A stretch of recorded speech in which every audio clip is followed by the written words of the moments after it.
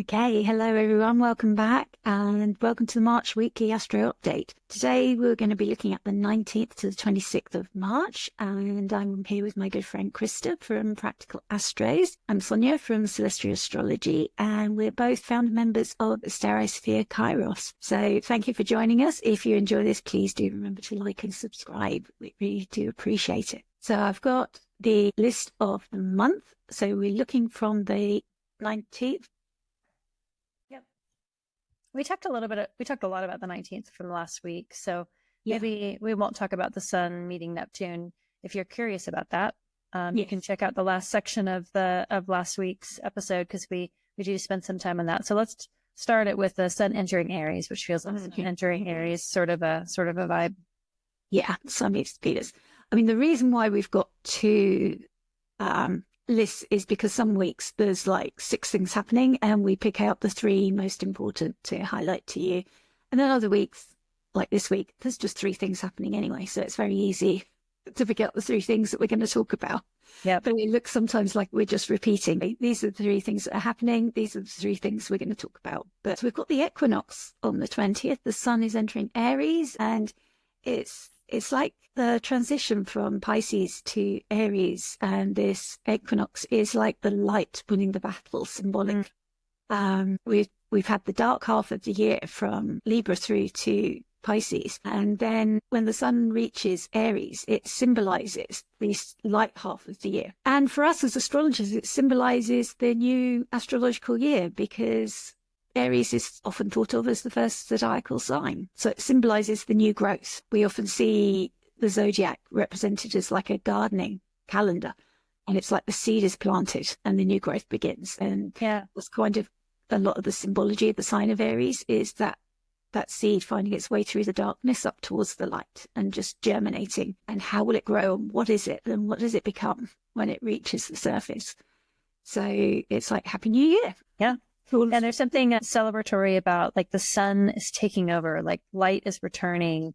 Like there's something very glorious about like the concept of light taking over the darkness. Like where we're in the winter doldrums, when where everything seems darker, seems just archetypally more depressing, having something symbolic like the sun and Aries taking over, and like there is hope. There is like light is starting to dominate, and so many mythologies like having the dark half and the light half like kind of fight each other, and it's that tension between the two of like, the sun and the moon, men and women, Mars and Venus, light and dark, yin and yang, all of these energies, that like the tension between the two is our existence. So when we have this moment where the sun, the very star around which all of this orbits, around which all of this makes sense, of which we derive meaning from, goes into Aries, where the sun exalts. It's like this fiery, yes, things are going to survive. Yes, it's returning. There's something so beautiful. One of my astrology friends, Gary Caden, he is an Aries sun, but when the sun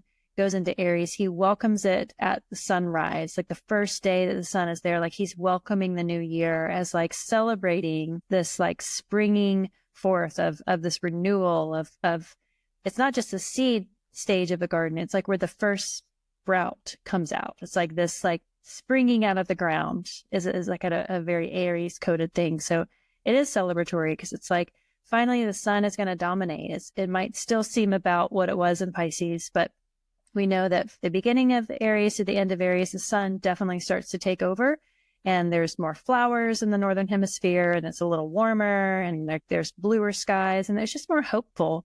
And that is kind of the Aries archetype. Like we have transits in Aries, but we haven't really had any other planets. Like we have Mercury, Venus kind of retrograding back, but when the sun gets there, it feels especially celebratory. Yeah. And of course the sun's exalted in Aries, so it's got that energy, isn't it, of the sun and Mars sort of going and getting things done. Yeah.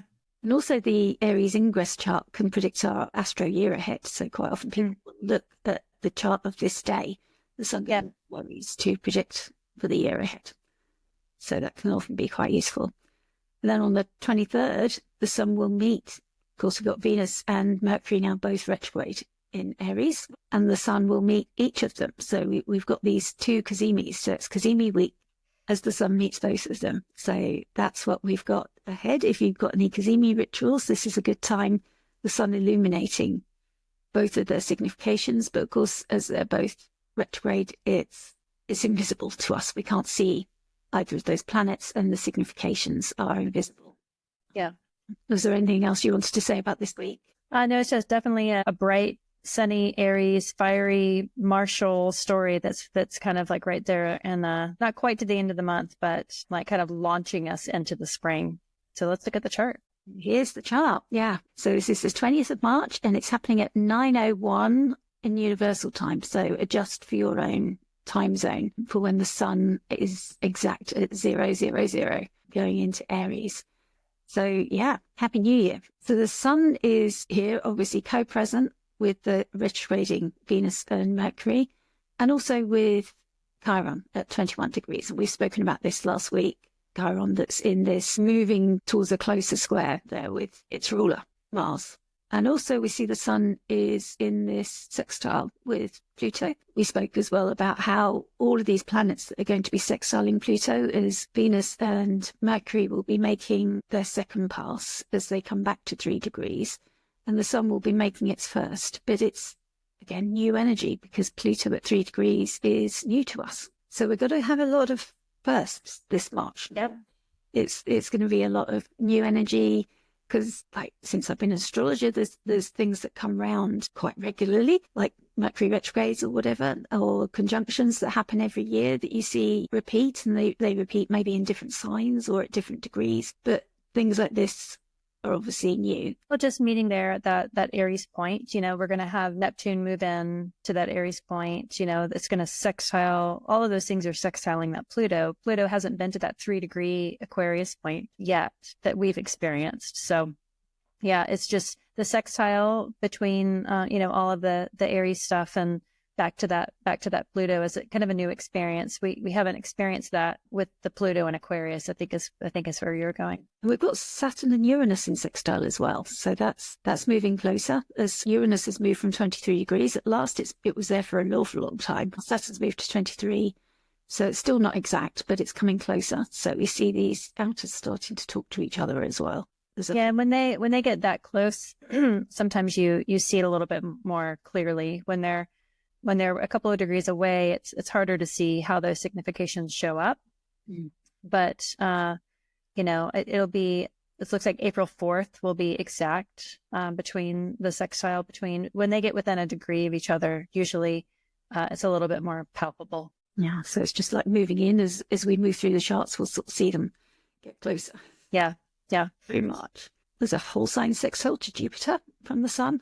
Obviously not exact until the sun reaches that midpoint, that middle decan of Aries, where it's exalted and in its own decan. But it is at the moment in Jupiter's bound. So it's got that nice benefic energy as it's in that first decan. Yeah. Got a whole sign square to ruler Mars. That's also, so the cardinal signs. So Mars is ruling Aries and is there in Cancer, newly direct. And so the whole time that the sun is in Aries, it'll have that square to Mars. Yeah. And Mars is retracing its steps still. It will be until it gets to 6 degrees of Leo. And even then it will be like moving until it reaches Virgo. It won't be fully out of the retrograde story, but it's in shadow until it gets to that 6 degrees of Leo. When we say newly direct, but at this point it will have been direct for a month, but it has still only moved 3 degrees. So it feels slow. I think just being direct will be a different vibe than when it was retrograde. But yeah, it's like it is in this for such a long time. Yeah, it feels newly direct, doesn't it? And I still feel like Jupiter is newly direct, I suppose, because it was so long. Yeah. Well, and still you see it like move forward significantly, maybe out of the decan that it's stationed in. It's new. Yeah, it's all relative to what the experience leading up to it has been. Yeah, and it's nice that there's that trine to the moon. I always like it when the luminaries are talking to each other, that they've got a line of sight. And the moon's in a fire sign as well. So sun in a fire sign, the moon in a fire sign. It's in Sagittarius there. So it just seems nice. I'm always looking for what's nice and positive. That we like to see that trine there. What are you seeing here? Well, I just like looking at the Aries Ingress chart for your location. So this is London. This is kind of like, kind of maybe a timestamp for that area of England. But, you can look at where it is during, when the sun moves in at your location, just kind of see, how the houses display and, just get kind of like, it's the solar return of the sun. And so it's like, this is where, for your location, wherever you're at, like this is kind of what the scene is for the year, having that retrograde story baked into the Aries ingress chart is pretty cool for me. It's like, okay, well, there's not, Aries likes to go forward. It's Mars ruled, but it's like there is an inability to completely go forward. There is a reflection point. There is that Mercury, Venus retrograde influencing, moving back to the sun, maybe saying, hold on, hold your horses, hold your martial rein a little bit. Let's return back to the power of maybe slowing down a little bit is baked into this chart. But yeah, I think you touched on all the big pieces. Yeah, we've got Contra-Antiscias going on as well. We've got the sun is moving into one when it reaches 1 degree. That'll be exact with Neptune. Saturn Mercury one is exact at this ingress chart. So it's carrying that for the whole year. Yep. That shadow of what is that about? Of course, it's secretive, so we don't exactly know, but there's some communication there between the most planet and the planet of communication and messages, the psychopomp planet that travels. So there's something there with the newness and the forwardness and the Piscean mysticalness that may be revealed through Cazimi's, or may be revealed when Mercury goes direct, or when Saturn comes into Aries. I don't know. How do you feel about when Contra-Antiscias? Do you feel that they get revealed at some point? Yeah, I mean, it's like maybe because a Contra-Antiscia can feel like a opposition, like something is in tension. And so I feel like when maybe that tension comes to the surface when there's some forward momentum. So I would say when there's direct motion, when there's a sign change. I would also even look at when Jupiter moves into Cancer, it's sign of exaltation. It's then in a trine to that Pisces house. And so maybe when there's some sort of supportive marching orders, some sort of like, okay, well, this was bothering me and I didn't really know how to vocalize it, but it was like underwriting some discord. And now that I have identified it and can go forward, now I'm able to kind of bring that forward. They're hard. They're hard to spot. Like by nature, they're an undercurrent. They're a secret. They're in the shadows. They're maybe not as clear or maybe not as friendly to look at, but it's like so if I look at a chart and I spot Contra-Antiscia, especially if there's something that's like, if the client has a hard time identifying, like there's something going on and I don't quite know what it is. I look at if there's Contra-Antiscia, what are those planets? What are the rulers? How are they interplaying between the houses to kind of glean out maybe some things, but it's still hard to see in that moment. It's like you have to see when there's some sort of visibility, whether that's, again, the sign change or if a retrograde planet goes direct. But I would look at it honestly, I would wait for Jupiter going into Cancer to kind of show some support, because the trine is nature's Jupiter. It's supportive. The water houses trine each other. Yeah, I wouldn't spend too much time with like trying to figure it out. But if something is kind of bugging you between the Aries, Pisces houses, those retrogrades might glean some sort of insight of like, maybe this is what you need to go back to reconcile. This is maybe what information you need to retrieve to then bring it back into Aries. And all of the pieces at play, it's hard to like extract one single thing of like being the culprit. They all kind of work in tandem together, but not everything is on its surface, I guess, is this ingress chart. It's like there's a lot of things happening behind the scenes, and maybe we won't realize that until later. But if you have kind of the princess and the pea, something is kind of bothering you, you can't really decipher what it is. It might just be that. But to me, it seems like maybe necessary, maybe that catalyst to then go back and try to fix something because something's bothering you. It's like the burnt toast theory of like, I think I left something on in my kitchen. I'm going to return home to make sure I didn't leave my oven on. You didn't leave your oven on. Okay, we'll get back in the car and go. Maybe that delay saved you from getting into a car accident. You didn't know that, but maybe it's like these secret things that kind of make you pause, make you return, make you cause delay, but in the long run, they actually saved you a little bit. That makes sense. Does it? I hope it does. Yeah, it's going to be something to like watch out for. Again, it's just that heads up, isn't it, that astrology gives you of things to watch out for. Yeah. That your awareness is expanded because of you've heard it here or you've heard it somewhere else, and you kind of know what to look out for when it happens. But when you're talking in advance, it's kind of theoretical and symbolic. And it can mean so many things, you know, like there's 12 signs and they speak multitudes. They speak to all of life. So, and then you have all of these planets and you have all these points like the nodes and, you know, the lot of fortune that's displayed here over here in Aquarius. It's like there's so many facets to the jewel that is astrology that we just keep turning it to just reflect same light, but in so many different ways. And hopefully that it's useful and practical and acts as a guide.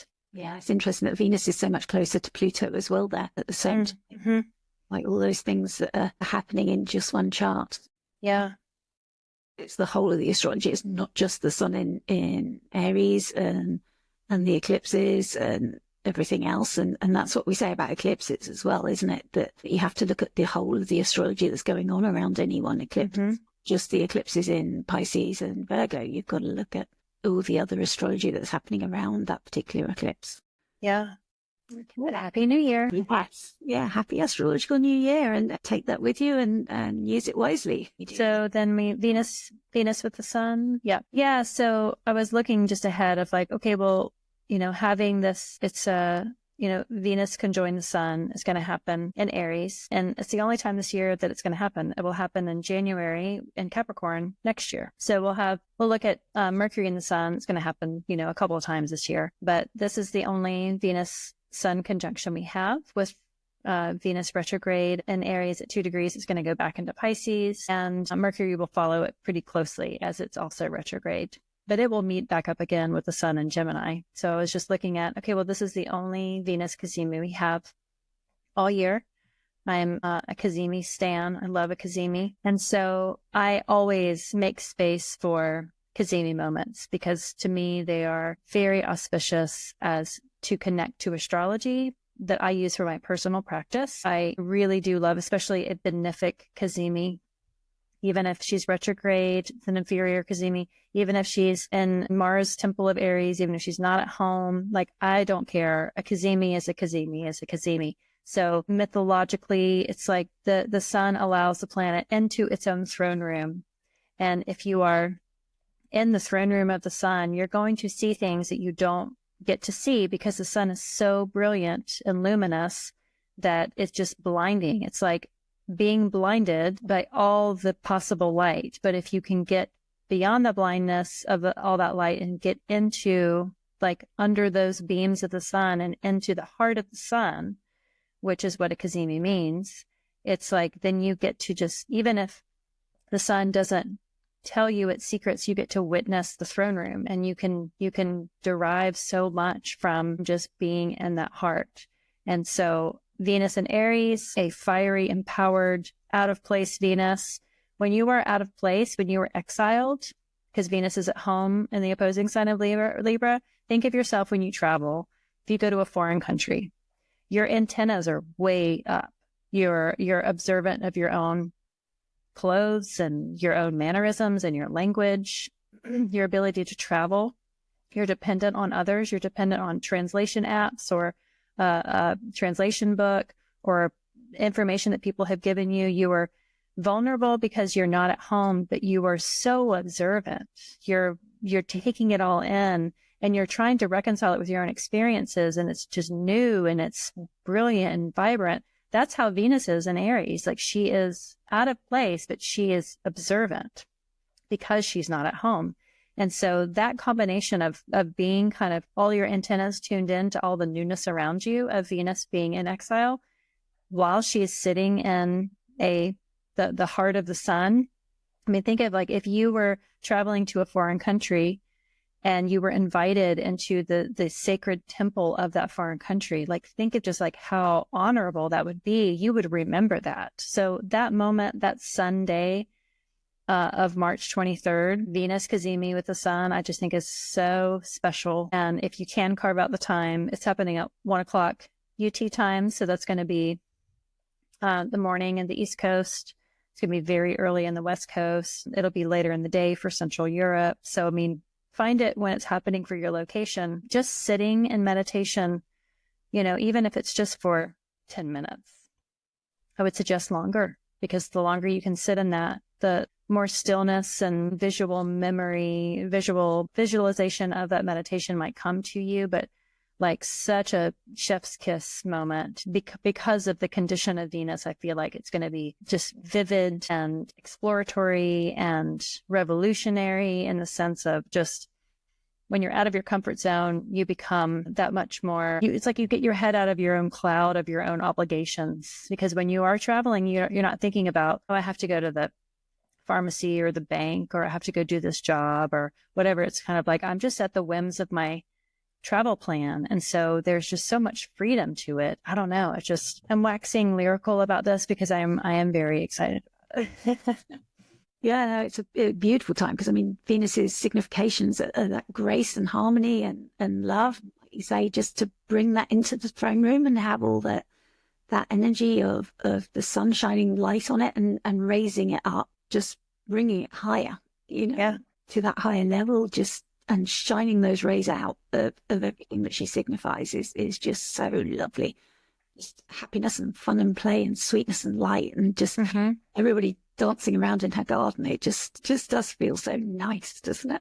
And also, it's almost like celebrating the equinox, celebrating the sun's return. It's like the sun is 2 degrees, so it's just moved into its sign of exaltation, and Venus is there to kind of, she's slowed down on that hike to like celebrate the win that the sun is now kind of taking over. It's like the solar sect is now kind of, it's the solar time of year. And yeah, I think it is just a really sweet and spicy Cazimi. Yeah, you spoke about the dates that they'll next meeting in Capricorn in 2026 in January. Yeah. We direct then. So this is an inferior conjunction. So the last Venus Cazimi was in Gemini in June 2024, and that was the superior one as well. Venus hasn't been visible in the night sky since the 19th of March. She re-emerged now as the morning star. So when she has this Cazimi, she like switches sides of the sun. So she was an evening star, and now she'll re-emerge as a morning star. So she'll re-emerge then on the 26th of March, and then she'll station direct on the 13th of April. So, and yeah, just that moment being co-present with Mercury, who's combust, and Chiron. It feels like maybe Mercury being the messenger, and Chiron with that wounded healerness, that there's a healing message that she's bringing harmony and her grace and light to as well, that there's something that all together they're working on, that when they're all in the sign, they're blending those significations, possibly. Yeah, it's curious when Venus and the sun come back together in January of 2026. Neptune will also be at 29 degrees Pisces. Like, we are going to have Neptune in Aries this year, but it's going to retrograde back. And I like that Neptune is, within 3-degree orb right now, but it will also be in that same position when it's in Capricorn next year. Which just shows how much of this year is like this bridging year, and like, I've heard it described different ways, but almost like a pilot episode or a teaser of like, this is what you're going to get. And Austin Coppock described it as like this Venn diagram, and this year is like the overlap between the past of everything that happened up to last year and the future of where we're shifting from next year forwards. But this year is very much that transition point, getting this taste of what the future holds in terms of the planetary placements and energies, but they do move back. So we get this introduction to it, and then they move back, and then it's 2026 when everything shifts to stay. That's why it's hard to just look at like a single placement or a single moment out of context, because it is all woven with each other. It's woven through the days and the weeks and the months and the years, past and future. Like, you can't just isolate one single thing. It's like it is in relation to what has happened and what will come. Yeah. So it's interesting that 2026 has this flavor of now, that we're still doing that, looking back and returning, and what's going on then and what's going on then. And just before we move forward, are we sure? Is that the way forward? Do we want to correct it? Do we want to review and reflect? Yeah, just as a fun exercise, like, I will get these like glimpses of like fashion trends, something, it'll be like a drip in my mind of like, I bet that's going to be popular. Just if it's a pattern or a color or a style, but fashion, like clothes fashion on people. And I wonder if this is a moment for that. Venus being completely associated with fashion. And, there was that Cruella de Vil movie of like this revolutionary fashionista. And it wasn't just fashion, but the clothes and the expression of clothes was so violently beautiful. And it's so just edgy just sounds corny to say, but like, is this a moment that you want to reimagine your own closet, to reimagine the way that you express yourself through art? I mean, Venus is the artist or Venus is an artist. I think there are many other placements for artists, but I just wonder like, okay, well, in this Cazimi moment, if you don't know what to do in a Cazimi moment, even just,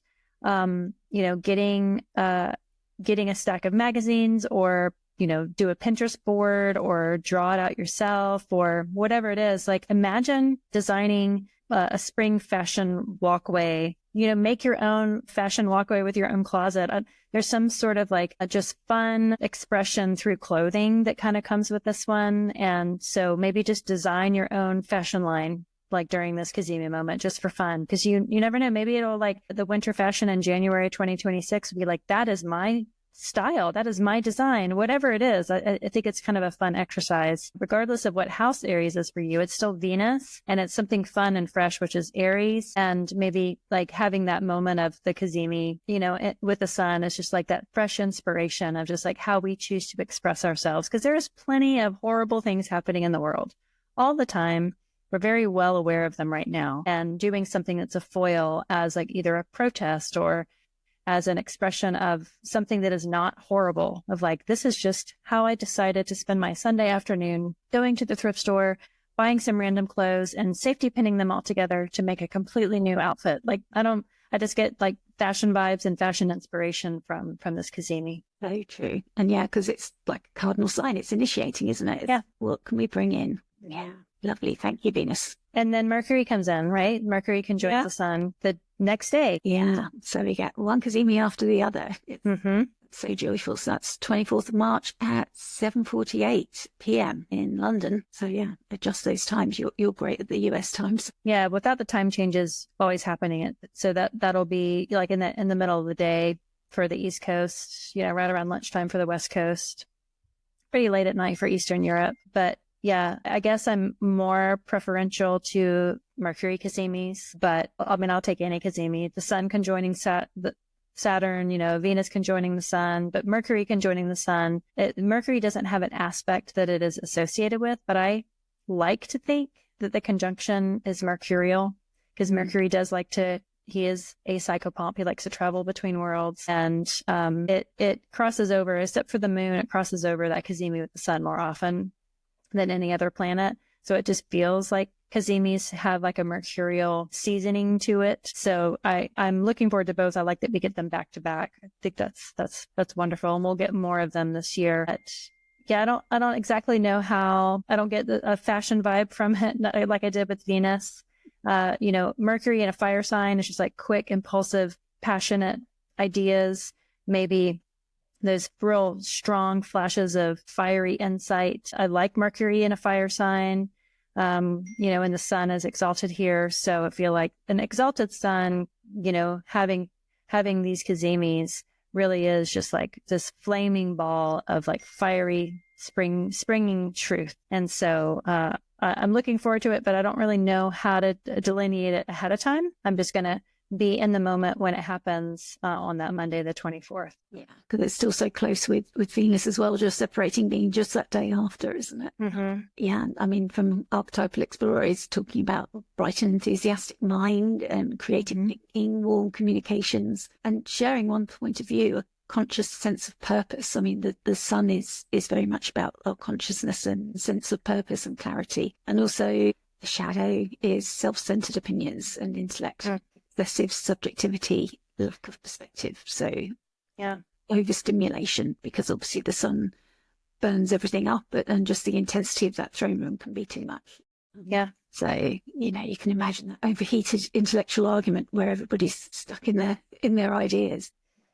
I don't know if you could hear it, but like my phone was chiming in. Yeah. That's like all of that information. It's like, talk about. It's like that. It was like, of course that's coming in when I'm talking about Mercury Cazimi. It's like all these like ideas and flashes and conversations, like the quick back and forth. I was like, yeah, of course that, even though the communication is just like flooding through. I often pay particular attention to my dreams around the Mercury Cazimi as well, because Mercury can communicate in all different kinds of ways, and always is surprising the way that he shows up in the way that he communicates. Quite often, for me, certainly, like puzzles as well, that we often unpick together and add it together, and it's often the symbology and everything, and it makes sense when you add everything together, but it's certainly not an easy message to receive. Yeah. Well, and also it's within sextile even closer to that Pluto and the moon. The moon and Pluto are there, and that 2 and 3 degrees of Aquarius,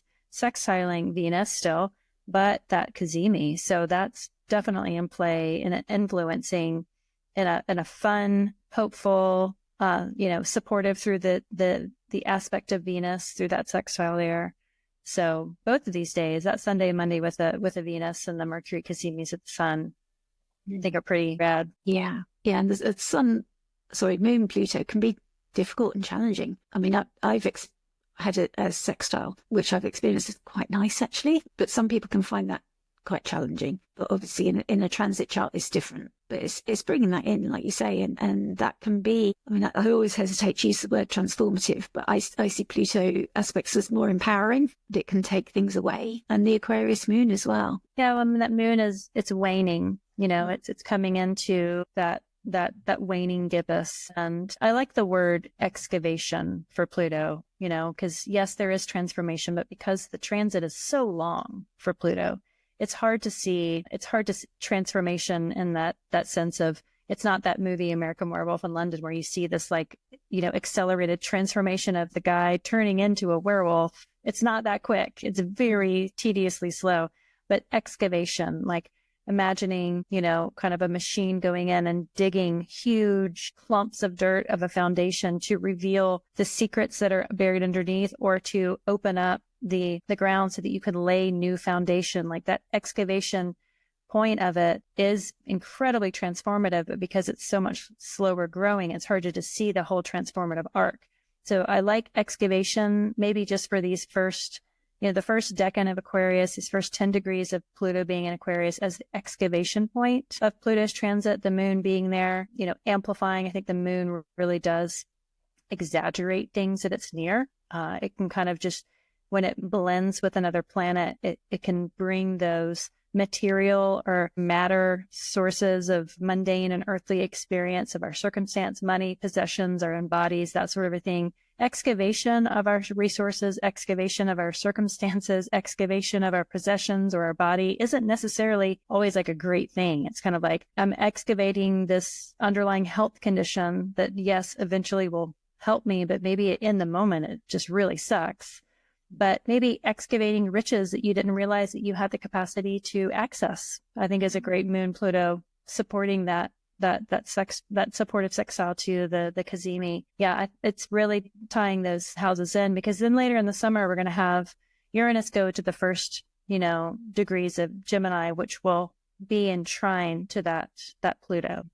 Uranus is going to exit Taurus and get out of there. Neptune's going to be going into Aries, also sextiling that. So that those early degrees of Aquarius, with Pluto there at the moment of Cazimi, I think is maybe giving us a little hint to what that sextile story between the Gemini Aries and the Aquarius Aries, connection is. But yeah, wait and see what kind of insight comes through on that Cazimi moment. Yeah, it's worth seeing if you can get the heads up. As I said, this is an inferior conjunction. The west waxing phase will begin for Mercury as a morning star. So again, it'll switch sides and come through as a morning star.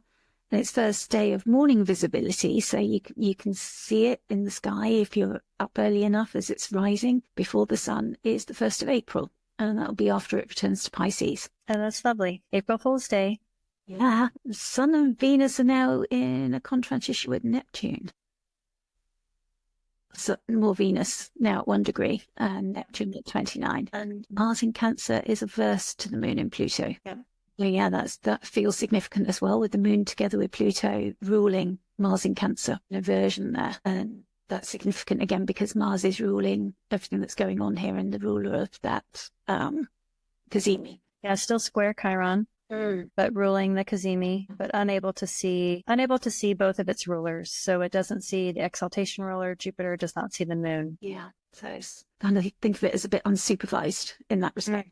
It's kind of teacher uses the analogy of like you're staying in a B&B and you can't contact your hosts, so you're sort of unresourced in that respect, unable to reach out for help. Yeah, and it's in the bound of Jupiter, which you can't see. It's in the decan of the moon and the triplicity of the moon, which you can't see. So it is definitely unsupervised. Yeah, and that's a good point. Actually, somebody did feedback to me that they find these rings a little bit cluttering to see the charts. So yeah, do ignore them. But if you're not sure what they're showing, we've got the Egyptian bounds here, which show the resourcing. So that's how we can see that. So I leave them in because sometimes we see things that we haven't necessarily seen in prep. So yeah, we can see there that Mars, and we make connections through our conversations. We can see that Mars is in Jupiter's bound there. Just that tiny little line. It's so small, it's hard to see. Next ring is the decans. So it's in the moon's decan. And then the last one out is the triplicity ruler. So that gives us, because obviously we can see the signs through, if there's a planet there, that tells us which sign it's in. That's what those rings are showing. So I do apologize if you find that cluttering, but it's helpful for us to look at it while we're talking about it and just see everything we need to know, the information we need. It's less cluttering than aspect lines. I'll tell you that. Yeah, if we put loads of aspect lines in, that would be a right mess. Yeah. So it's nice to remove that clutter, but it is helpful to have that. Just sometimes you think you see a connection and you just double check it, and it just helps to have that reference there. I think that's good. That's good for the week. Okay, lovely. So that concludes that week, and we will be back next week, concluding the month of March with one very big movement from Neptune next week. And we'll be looking at the 26th to the 2nd of April. And I'm here with my good friend Krista from Practical Astros, and that's where you can find her. And I'm Sonia from Celestia Astrology. I should have said before, we both have our books open for astrology readings. If you want to connect with either of us, you can find us on social media and on our website. And we are both founder members of Asteri Sofia Kairos. And please do remember to like and subscribe, make our day by engaging with us and feeding back how you're finding any of these transits. So thank you for watching, and bye. Bye.